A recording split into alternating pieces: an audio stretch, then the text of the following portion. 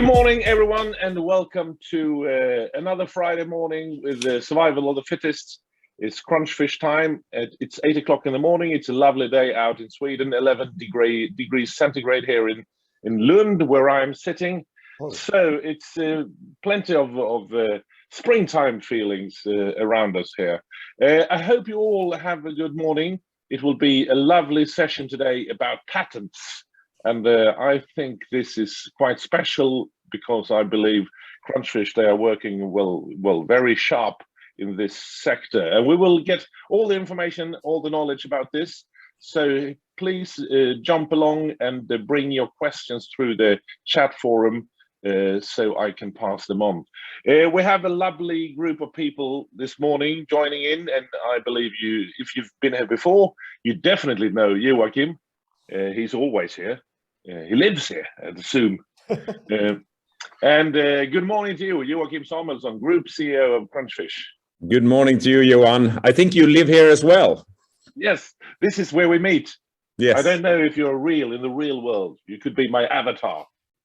I am your avatar. Well, great. So have you had a good morning so far? Absolutely. Lovely weather also in Malmö, I can tell you. Oh, very far away, 10 minutes from here. Well, great. So good. And it's and then we have two panelists. You've met one of them at least before. Paul Kronholm, CTO and founder, Crunchfish. Good morning. Good morning to you all. It's a wonderful day. What was that? That was a secret cup. This is a half cup full, but it will be. Oh, the invisible cup. The invisible. Yes. Yes, I have one too. Yeah. It's a good filter. Good filter. So, good morning to you. And then we have Björn Andersson, European Patent Attorney, Ström and Gulliksson. Good morning. Good morning. Good morning. You have your Clark Gable look, I believe. I always do, trying hard.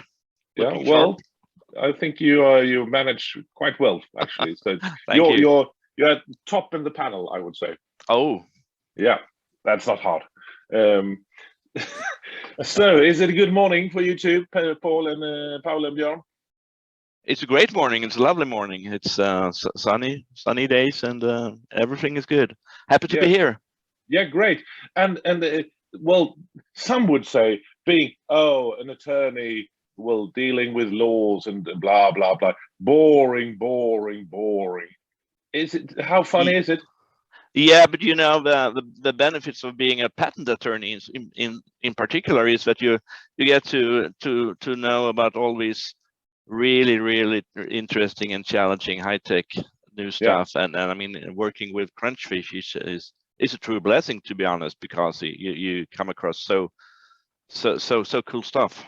Yeah, great. These guys. Yeah. And I think that part, especially nowadays with all the global perspectives, and you need to be sharp on this sector. So, do you think if you compare today with 10 years ago, the working with patents, is it the same process or is it totally different? Well, it's completely different if I compare to 20 years ago. That's for sure. But something happened around the millennium shift, if you'd like. Okay. What kind of change? You know, because for instance, in Sweden, before that, Swedish companies applied for very few patents. They didn't really care about it. But then something happened. I think Ericsson was the leader and decided that, hey, if we're gonna survive on the global market, we need patents as well. We can't just leave it to the other guys in other countries and parts of the world. Yeah. So something happened there, and then from there it has just sort of boiled down to startups and SMEs and all that. So now it's a completely different story. And this behavior, is it all around the world? It is, absolutely, yeah. Okay. So, well, we will get to all the facts about this. And first of all, did you celebrate the big Star Wars day? Yeah, well, 2 days from now. May the 4th be with you. May the 4th be with you. It's a good joke at least. So. We always do. I also, Biffala Lindström was also created on that day. So if you got tired now, Johan, on celebrating May the 4th be with you on Star Wars, you can celebrate that this is the foundation day for Biff alla Lindström. Yeah, who's got the patent for Biff alla Lindström nowadays? I think it's Lindström. Okay, still Lindström. Well, it's a sharp patent. Okay, so let's have, we always do like this. We have a starting session, a presentation, and today it will be Joachim. And then after that, we will have some discussions. I have plenty of questions. And then, of course, I'd like to invite you all who participate, joining in wherever you are, your questions. So please post them in the chat forum or at LinkedIn if you're watching from there. So let's start this. I'm very curious about this session. So Joachim, are you prepared? I think so, Johan. I think I'm prepared to talk about patents. Ready, steady, go. Thank you, Johan. No, this is quite exciting. Patents been with Crunchfish all along, actually. I know my first interaction with Paul was that I'm happy to invest in Crunchfish if we could actually apply for some patents. And I've been working with Björn before in my previous company, and I actually called Björn and said that you really have to look into whether they have patentable IP. And they did. And on the first day, it was sort of when I came in as an investor, there were 3 filings did. This was back in 2012, and that's where it all started. Patent family number 1, 2, 3. Now we're up to 66. So it's been a long journey. Not all have turned into patents. Some we have abandoned. You do that sometimes if you discover that there are prior art. But it's been really a journey. So we're up to patent family 66, which is quite a lot for a small company only having 25 people. So it's been a very interesting journey.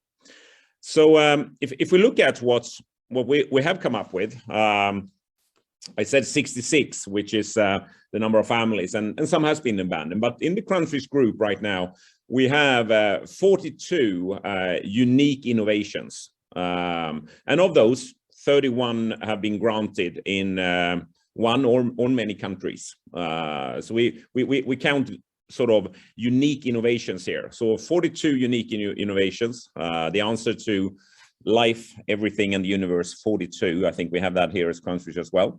31 being granted, and it's in 2 areas. We all started back in 2012. These 3 first one was certainly in the area of gesture interaction, and that we have 12 innovations in that area. I won't talk much more about that today. All of them are now granted. And the other area that we sort of started to take out patents in is digital cash area. And that started back in 2014, I think. We had some of the first ones. And we're now up to 30 innovations in this area. And we have 19 grants in this area. And that's what I will cover a little bit more in detail. This shows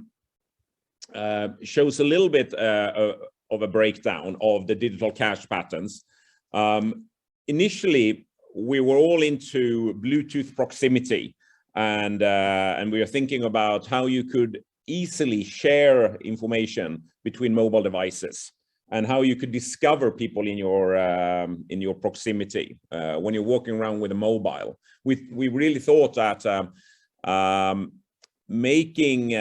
having a feeling that when the next step for internet would really be to make it mobile as well, so you have a contextual view of what you are seeing around you. And we had some really, I still think we have some really cool innovation in this area. And that is the area of social applications, sharing information and discovering things around you. But that is not at all the core of what sort of digital cash is all about. But it is in that company, these 10 patents out of 11 innovations. We were still on Bluetooth and proximity, and we had terminal interaction. People have heard of Blipit, and we had, even before then, it was beacon-based, pure beacon-based terminal interaction. And we have 8 innovation in that area, and 6 has been granted.